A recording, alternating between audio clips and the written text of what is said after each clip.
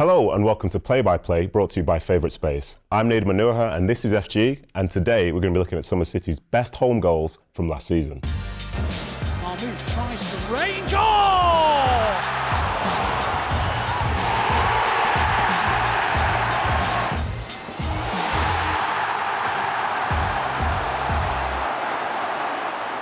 FG, so the first goal, Jeremy Doku against Fulham.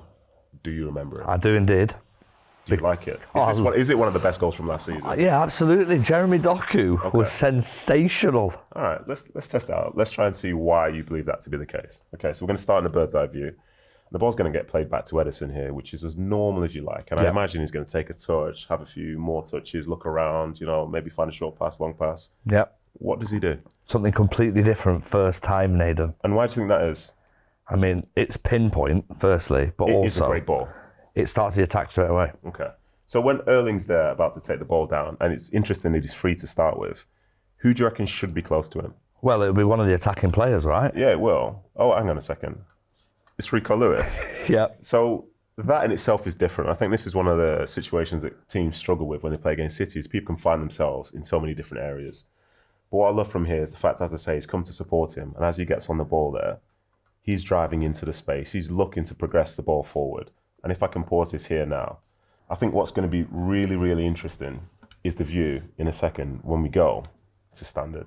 And this is because Jeremy Doku is about to get the ball to his feet. This is what you want. So when you said the defender should get tighter, do you think he stepped off him because he knows what he's capable of? I think the defender has made a decision to try and protect themselves. And I think sometimes you don't want to be on a highlight reel. But unfortunately, when you make that decision, you end up on a highlight reel. Yeah. Because again, for me, Jeremy Doku is one of the best in the league when he's in this position. With his ability to go down the lines, come inside. At this point here, he could go either way. He could literally go either way. Yeah, because there was moments in the game where he was going down the line. 100%. But I think there's something that happens in a second. As he goes inside, it's that second fake there that creates all the problems. And if you can look here from the other perspective of the goalkeeper, the shot's about to come. And is he ever going to be really set to save it? Absolutely not when he strikes it. It's just the movement of the ball, everything. That's why it's one of the best goals of the season. So this one's one of my favourites now. This is goal number 2. This is Erling Haaland against Chelsea. I think City are really good at making teams think that they've got things under control. Yeah. And then very quickly, it's chaos. The way this starts, this is not a normal way to play football. Why is John Stones casually walking back towards his goal with somebody behind him? Yeah. This is as weird a moment as you'll see, because if you were to ask someone like, what's going on here? It kind of looks like maybe John being chased because he's going to have a 1v1 or something like that. But again, the composure, the trust and the belief. And I think what I like as well is from when the ball goes back, if I pause it here, Ederson himself, this is somebody that's not going to be flustered at all. Yeah. He's brilliant with that. And I think Chelsea understand that as well, which is why, as we play it, nobody's coming to him. But I'll tell you the worst position to be in is the one that's marking Erling Haaland. Okay? Do you want to show you why? Because this ball from Ederson here, I'll run it out, let it go in the air. As it goes up, as you can see all of a sudden, there's a game of football being played, and then there's Erling Haaland with the Chelsea defender.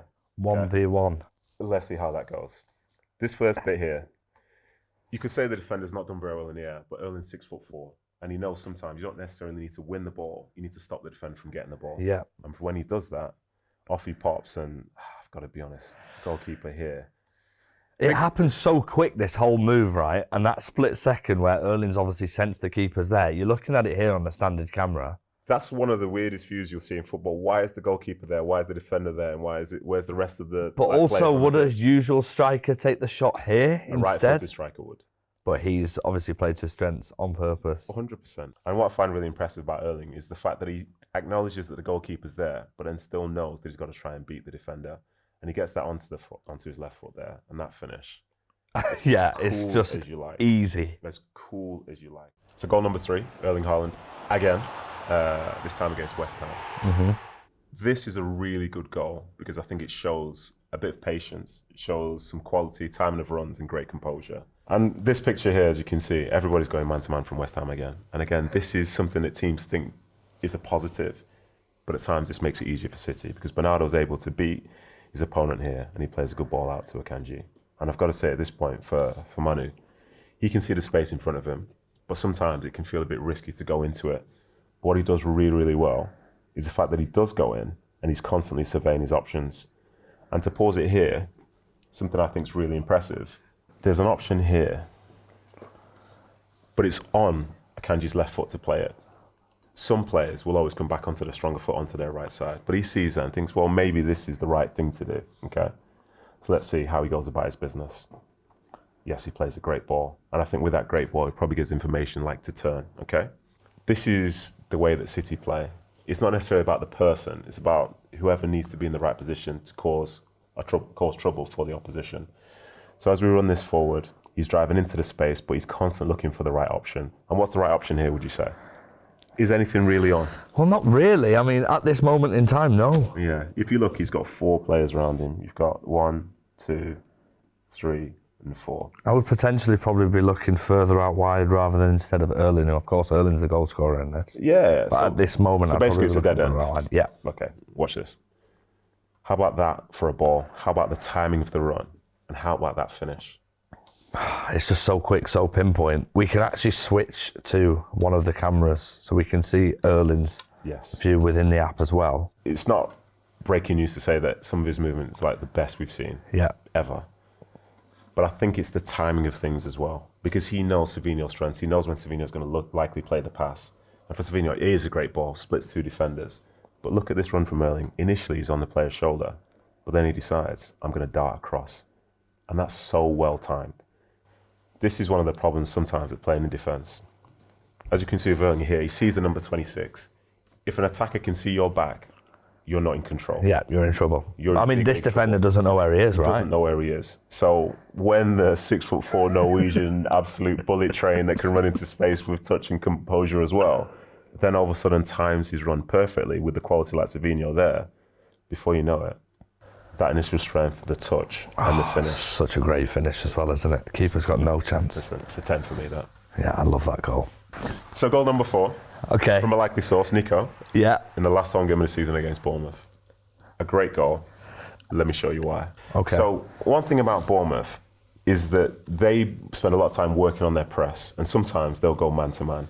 So what I'm going to try and show you here from this bird's eye view is that, yes, they're applying pressure to City, and it's all well and good, but who I'm going to highlight is this person here, and that is one Nico, yeah? Yeah. Why have I highlighted him?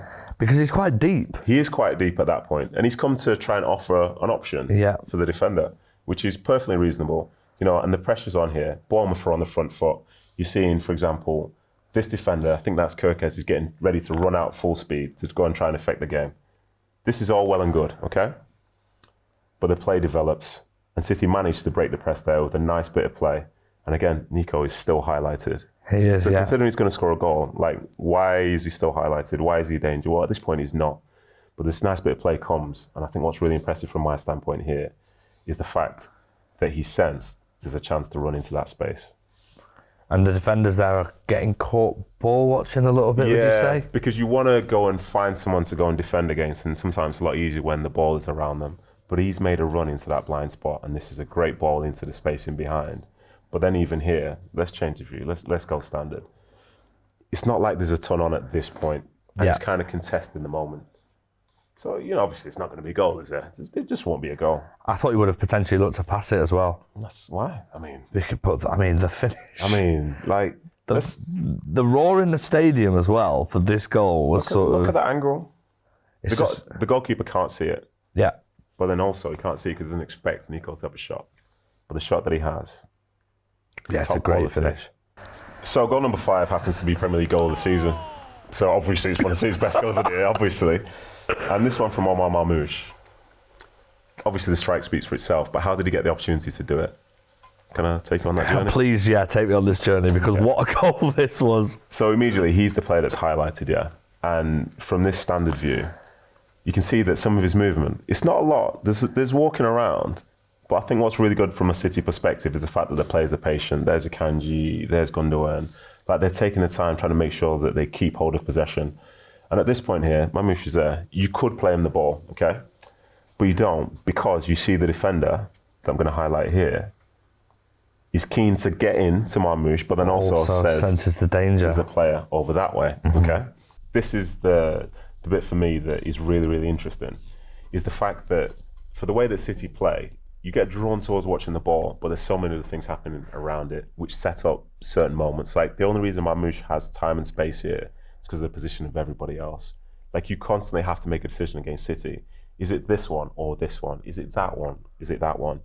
And in this moment, they've left him that space. And even as he starts coming forward, who's the right person to go and try and engage with him? Because you could say, well, maybe the centre half that you highlighted before, maybe it's him. But then if it's him, then who's this standing completely free in the middle? Yeah. Okay. So let's remove that. Well, maybe it's this guy. Well, if you do that, then again, the striker's free. Well, could it be this guy? Well, no, it can't be because they're playing next to him as well. So in this position, they've just thought, right, let's just sit in and keep it tight. They have to retreat. And they're not going to retreat a million miles away because at this point there, I mean, hang on, let's have a look at this again. Okay? This is just top class. From when he gets the ball here, I think if from a Bournemouth perspective, as they look back at that goal, they could try and make the case that somebody needs to get out to him sooner. But nobody got out late because where he shot from was basically from the car park. Yeah. Yeah? Yeah. And again, he's got the ball out of his feet. And when he's about to strike it there, you can see that the defender's just about starting But as a defender, I mean, if you're someone shooting from there, sometimes you probably think 9 times out of 10, all right, you could probably do that. 10 times out of 10. 10 times out of 10. From that distance, 10 times out of 10. And look at the goalkeeper's view.